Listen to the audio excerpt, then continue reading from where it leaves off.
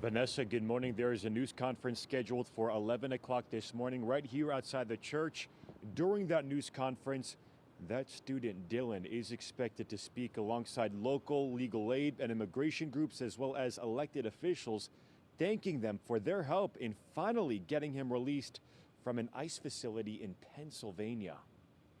This morning, Dylan Contreras is back in the city with his family. He was detained last May attending an immigration hearing in Lower Manhattan as he was going through the legal process of seeking asylum. Bring Dylan home! Bring Dylan home!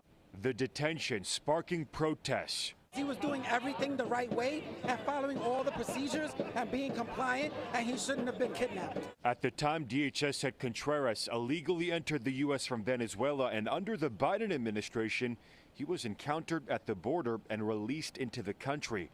Contreras was 20 years old at the time of his detention and attending Ellis Prep in the Bronx. That is a high school for older immigrant students who have been in the country for less than a year.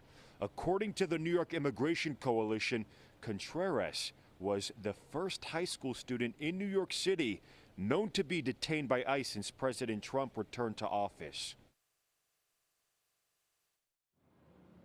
And the reaction has been pouring in this morning from those groups and the people who helped make this possible.